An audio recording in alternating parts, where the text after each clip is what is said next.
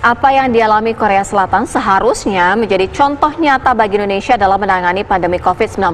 Pemberlakuan kondisi normal baru hanya berlangsung singkat menyusul penambahan kasus positif COVID-19 di negara itu. Kita akan berbincang dengan Andri Saifuddin, salah seorang warga negara Indonesia di Seoul, Korea, untuk mendapatkan gambaran mengenai kondisi di sana.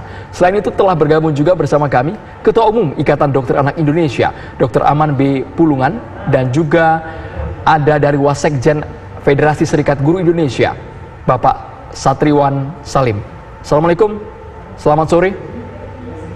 Selamat sore, Mas Andro, Mbak Syira. Assalamualaikum. Baik, kita ke Dokter Aman terlebih dahulu menuju normal. Bagaimana nasib pendidikan di masa pandemi? Apakah IDAI memiliki data anak-anak atau balita yang terinfeksi corona saat ini?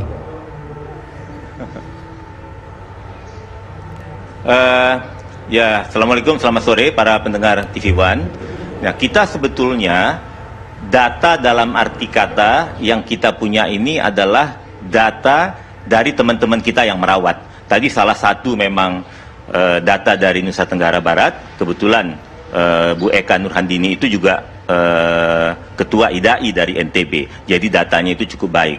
Jadi memang betul data anak kita ini cukup banyak, dan kalau dibanding dengan negara-negara Asia, bahkan mungkin di dunia, data yang terinfeksi anak pada saat ini dan juga yang meninggal, kita masuk salah satu yang cukup bermakna atau tinggi. Iya, artinya kalau jadi, cukup bermakna dan tinggi, bagi kita, seharusnya memang jangan terlalu cepat untuk mengambil langkah normal baru dengan dibukanya kembali dunia pendidikan dan lain sebagainya. Kalau kita menganggap kita tidak ada opsi dulu untuk memikirkan membuka dunia pendidikan untuk saat ini. Jadi tadi seperti dikatakan di introduksi tadi bahwa apa yang kita takutkan adalah second wave ini. Kita tidak akan siap. Masalahnya Korea itu pemeriksaannya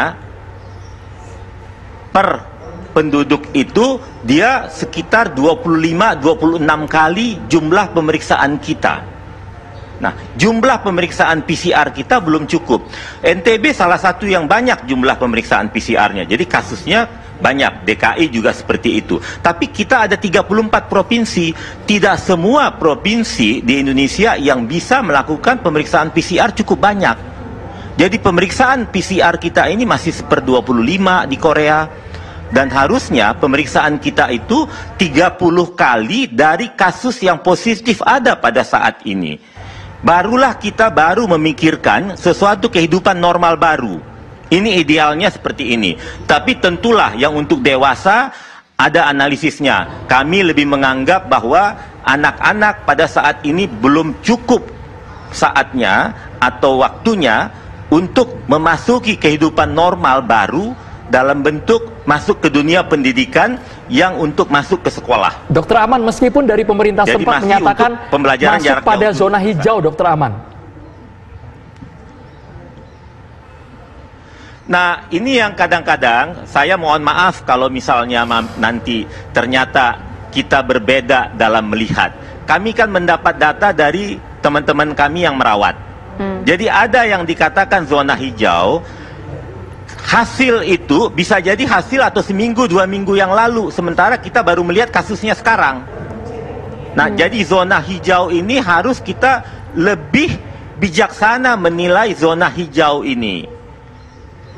Dan sebelumnya tentu harus kita lihat kasusnya. Jadi tidak semua data dinas ini sama dengan data kami. Ada beberapa. Jadi mungkin sekitar 4-5 provinsi yang datanya ini bisa sama. Yang lainnya itu bisa berbeda jadinya. Yang dikatakan zona hijau ternyata kami cek, ternyata ada 3 atau 4 pasien anak yang lagi dirawat bahkan di situ. Oke, artinya Dr. Aman, bagaimana kriteria ketika kita dinyatakan siap dengan keadaan ataupun memasuki periode normal baru? Oke, kriterianya itu tentulah secara umum epidemiologi yang kita lihat itu tentulah sebagai nanti R0 ataupun RT itu betul.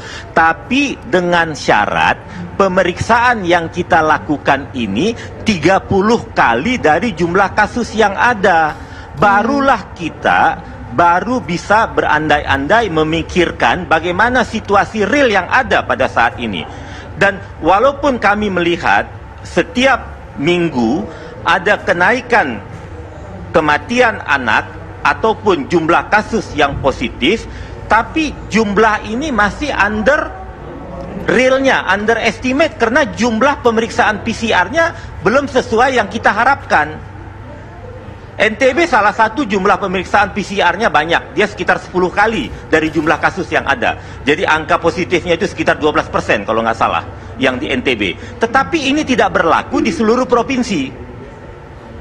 Nah, kalau ini sudah sama diberlakukan di seluruh provinsi, bahkan kami meminta kalau bisa 30 kali dari yang ada saat ini. Tentu kami menghargai upaya yang dilakukan pada saat ini gugus tugas dan teman-teman di Dinas Kesehatan dan teman-teman gugus tugas daerah. Tetapi kita harus bisa lebih daripada ini lagi, terutama pemeriksaan tesnya dan tracingnya. Kita harus melibatkan pihak swasta juga nanti untuk memeriksakan tes dan PCR ini. Tracing dan surveillance-nya ini, NTB ini salah satu yang terbaik memang. Jadi makanya kasusnya ini kelihatannya banyak di sana. Bisa jadi di tempat lain kita underestimate kasusnya ini. Baik, angkanya masih sangat fluktuatif, tapi poinnya kami dapat harus deteksi dini dari Dr. Aman. Sesaat lagi nanti Mas Andri dari Korea Selatan, kita ingin tanggapannya Mas Andri bagaimana sistem normal baru di Korea yang kabarnya gagal berjalan saat ini. Usai jeda kami akan segera kembali pemirsa.